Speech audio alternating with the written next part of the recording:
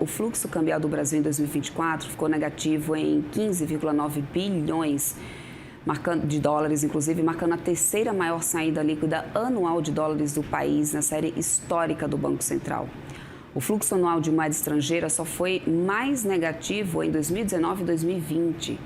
O cenário vem em meio a um dólar extremamente valorizado em relação ao real.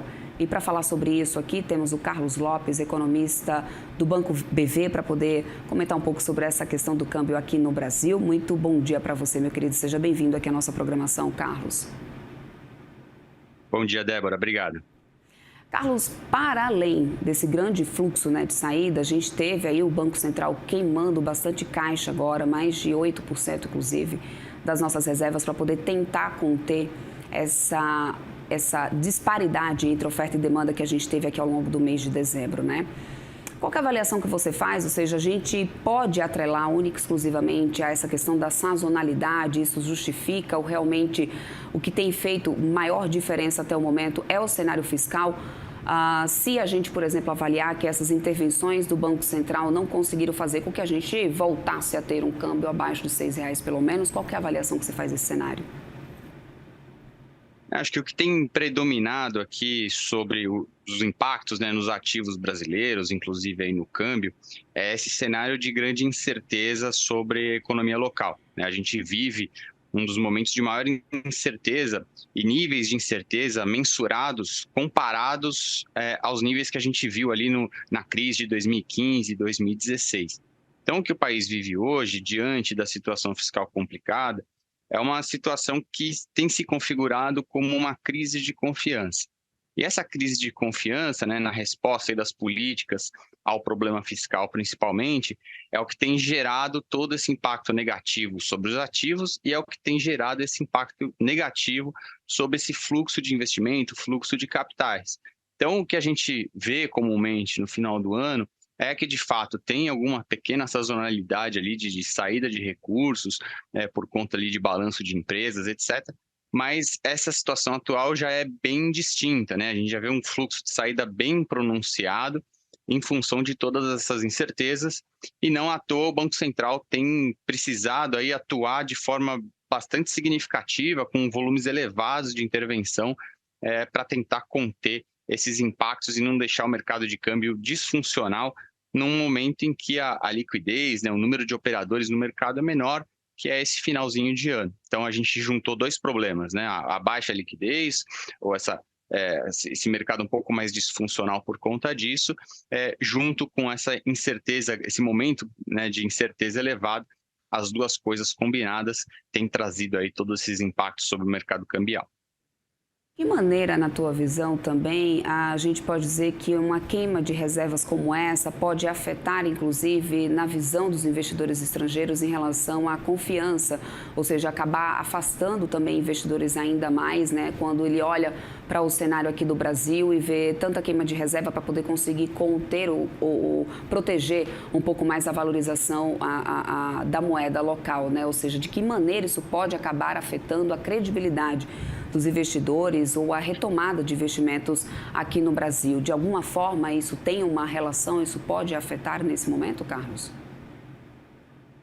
Olha, a queima de reserva, ela sempre precisa ser feita de maneira cuidadosa, O nível de reserva ele é importante, o país ter um nível de reserva elevado, justamente para proteger o país, proteger os ativos aqui nesses momentos de incerteza. E é para isso que as reservas servem, Nesses momentos de disfuncionalidade do mercado, o Banco Central tem atuado justamente para tentar diminuir, esses efeitos, esses impactos negativos aí sobre o mercado. Então, essa queima de reservas, ela precisa ser olhada com cautela, mas é para isso que as reservas servem, Para esses momentos aí de incerteza. Por enquanto, o país continua tendo um nível elevado de reservas internacionais, então não é o nível de reservas atual que tem gerado preocupação, e sim a instabilidade em si, O investidor estrangeiro, principalmente, fica observando o mercado, analisando quando esse mercado vai estabilizar, para aí sim tomar alguma decisão de investimento, seja em portfólio, em carteira, juros, bolsa,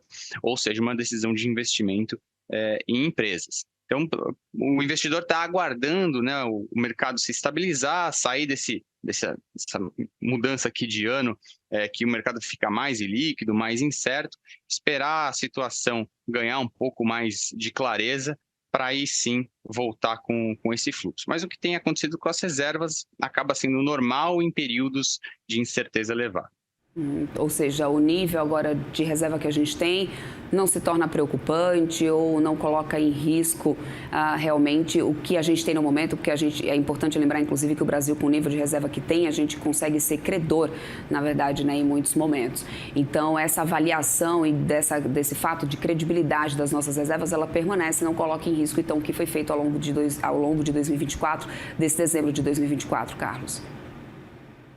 Não, ele é um nível ainda confortável para manter o país dessa forma segura aí, deixar o câmbio mais seguro a essas flutuações em momentos de incerteza. A gente tem um nível de reserva ainda bastante confortável. O que não pode é que essa queima de reserva se torne uma tendência e principalmente com objetivos aí de segurar o nível do câmbio, de perseguir algum nível cambial. O Banco Central até agora tem atuado para conter essa disfuncionalidade, prover liquidez nesses momentos mais críticos de mercado.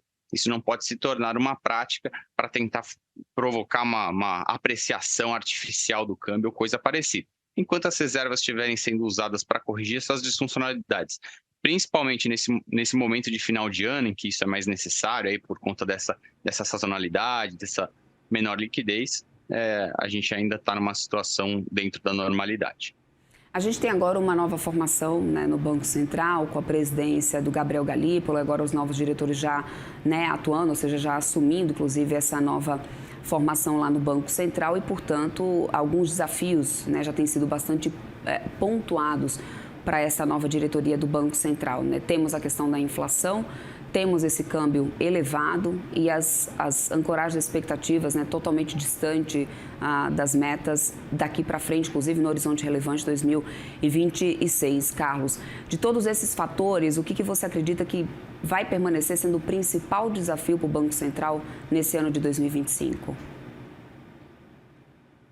O desafio do Banco Central é resolver o principal problema que a gente tem agora, ou não resolver, mas tentar reduzir esse problema, que é essa crise de confiança, né? O mercado tem sofrido todo esse estresse, essas dificuldades, por conta da falta de confiança de que essa situação vai poder ser revertida, a situação fiscal, eu digo, vai poder ser revertida num espaço razoável de tempo. Então, a falta de confiança no fiscal tem provocado todo esse estresse. E o Banco Central tem feito um esforço para compensar parte dessa falta de confiança. Então, se há falta de confiança na política fiscal, a política monetária, né, o Banco Central trata de garantir que, pelo menos, o trabalho dos juros para controlar a inflação vai ser feito, né? E é esse esforço que o Banco Central tem feito.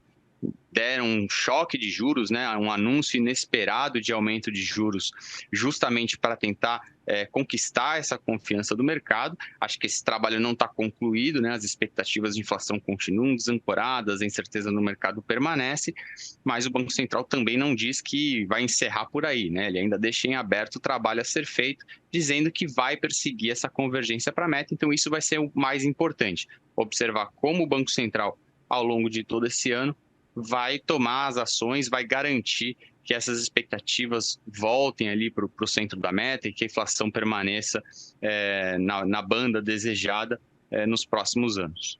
Uhum. Bom, Carlos, nessa trajetória inteira, né, de dólar mais valorizado aqui no Brasil, muito já tem se falado sobre o repasse de preços, principalmente nesse princípio de ano, ou seja, que, portanto, pode preocupar bastante em questão da inflação. Você vê já espaço para isso acontecer a partir de agora e, portanto, isso piorando ainda mais essas projeções que a gente tem agora para o ano de 2025, a inflação já beirando os 5%? Com certeza, esse impacto cambial, ele acontece muito rápido. Em momentos em que o câmbio tem fortes desvalorizações ou desvalorizações muito acentuadas num curto espaço de tempo, muitas vezes a gente tem as empresas ali postergando decisões de aumento de preço para observar até onde vai o câmbio, onde essa situação vai se estabilizar. Nesse início de ano, aparentemente, a gente já tem o câmbio permanecendo aí num patamar elevado, 6,20, acima de 6, e isso faz com que muitas empresas que estavam segurando esse reajuste de preços, principalmente de bens industriais, comecem a repassar isso para o consumidor. E é isso que a gente tem visto, não só uma pressão no preço de alimentos, que é mais essa migração desse choque cambial é mais rápido, né? Ela passa mais rapidamente ali para os preços de alimentos, mas a gente também tem visto isso em bens industrializados, né? Que tiveram esse repasse mais atrasado e agora começam a ter. Essa foi uma inflação, a inflação de bens foi uma inflação que contribuiu muito negativamente ali na pandemia, né? A gente teve problemas de oferta diversos e isso fez com que os bens subissem muito rapidamente de preço, mas passado aquele choque, a inflação de bens vinha sendo uma grande contribuição para a inflação no geral. Ela estava rodando em patamares abaixo, inclusive, da meta de inflação e ajudando com que o número da inflação como um todo ficasse um pouco mais baixo. Agora a gente está vivendo um momento em que essa inflação começa a acelerar novamente. O problema é que agora ela encontra a inflação de serviços, que é a maior parte ali da nossa inflação, ainda muito elevada, né? A gente tem um mercado de trabalho aquecido, uma economia muito aquecida, então agora a gente está juntando o pior ali nos grupos da inflação, né? A inflação de serviços continua elevada, com uma economia muito aquecida, e agora a inflação de bens, que antes ajudava, agora começa a preocupar novamente, dado esse repasse cambial. Perfeito. Bom, a gente tem uma expectativa de, pelo menos para esse ano, ter uma melhor safra de grãos, né, Carlos? E, portanto, eu te questiono agora se essa pode ser uma das saídas para poder ajudar a melhorar um pouco essa questão desse patamar do câmbio aqui no Brasil, se você segue otimista com isso, ou se essas projeções ainda poderão não ser suficientes para combater essa crise de credibilidade que a gente tem agora aqui no Brasil, Carlos. Olha, a gente já imagina uma boa safra para esse ano, não à toa, isso deve trazer uma boa ajuda para o PIB, inclusive, de 2025. Né? A gente não deve ver uma desaceleração ainda mais pronunciada da que a gente já projeta, em função do PIB agrícola, que deve ajudar bastante, principalmente nessa primeira metade do ano. Então, essa safra agrícola, ela já está dentro das nossas contas aqui para crescimento econômico, e ela também ajuda a conter um pouco o problema da inflação, né, desse aumento da oferta aí de alimentos, mas mesmo assim a gente ainda vê uma pressão importante na inflação de alimentos, né, mesmo com esse aumento da produção em função dessa pressão de custos. Muitos dos alimentos aqui não dependem exclusivamente de uma oferta local, mas são denominados em dólar, né, são commodities. Então, essa depreciação do câmbio acaba afetando diretamente mesmo com essa melhora da produção. Maravilha, Carlos. Quero muito agradecer a tua participação aqui conosco. Conversamos agora com Carlos Lopes, economista do Banco BV. Seja sempre muito bem-vindo aqui na nossa programação do CNN Money. Muito obrigado. Até a próxima. Até mais. Tchau, tchau.